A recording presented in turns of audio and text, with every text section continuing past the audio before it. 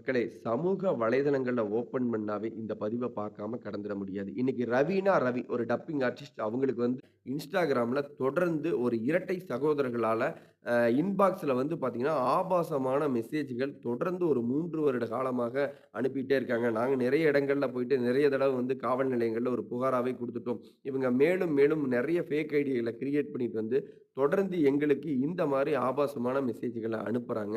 அப்படின்னு அந்த அனுப்பப்பட்ட மெசேஜ்கள ஸ்கிரீன்ஷாட் எடுத்துட்டு, அந்த அனுப்பிய நபர்களுடைய புகைப்படத்த ஸ்கிரீன்ஷாட் அடிச்சு, சமூக வலைதளங்கள்ல முன் வந்து அவங்க ஒரு கம்ப்ளைண்ட்டா பதிவு பண்றாங்க.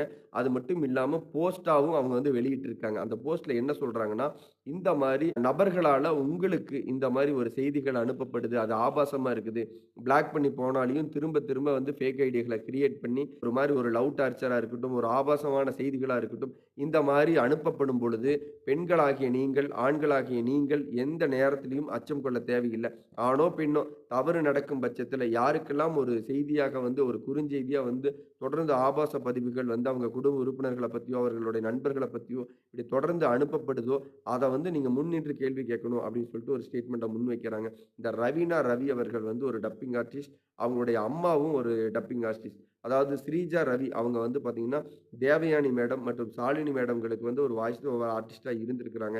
இந்த ரவீனா ரவியோட அம்மாவுக்கும் இந்த மாரி குறுஞ்செய்திகள் அனுப்புறதும், ரவீனா ரவியோட ஒட்டுமொத்த ஃப்ரெண்ட்ஸ்களுக்கும் இந்த இரட்டை சகோதரர்கள் வந்து தொடர்ந்து ஆபாச பதிவுகளும், எனக்கும் ரவீனா ரவி அவர்களுக்கும் கல்யாணம் ஆகப் போகுது. நாங்க கமிட்மெண்ட் பண்ணியிருக்கிறோம். நாங்க 2 பேரும் ஆல்ரெடி சந்திச்சிருக்கிறோம், மீட் பண்ணியிருக்கிறோங்கிற மாரி நெறைய அவதூறு செய்திகள தொடர்ந்து அனுப்பிட்டே இருக்கிறாங்க. இந்த பதிவின் மூலியமா ரவீனா ரவி அவர்கள் வந்து எத மேற்கோள் காட்டுறாங்கன்னா, நம்மளுக்கு இந்த மாரி வந்து ஒரு குறுஞ்செய்திய சம்மந்தப்பட்ட நபர்கள் அனுப்பும் பொழுது, பயந்து நம்ம வந்து பின்வாங்கணும்னு அவசியம் கிடையாது. நாம முன் வந்து தைரியமா முன் வந்து இப்படிப்பட்ட நபர்கள அவங்க அனுப்புன குறுஞ்செய்திகள ஒரு ஸ்கிரீன்ஷாட் அடிச்சு, அவங்களுடைய ஃபோட்டோவ வந்து நம்ம ஸ்கிரீன்ஷாட் அடிச்சு, சம்மந்தப்பட்ட காவல் நிலையத்துக்கு புகார் அளிக்கிறதோட மட்டும் இல்லாம, நம்மளும் சமூக வலைதளங்கள்ல இந்த மாரி தொடர்ந்து எனக்கு செய்தி அனுப்பி டார்ச்சர் பண்றாங்க.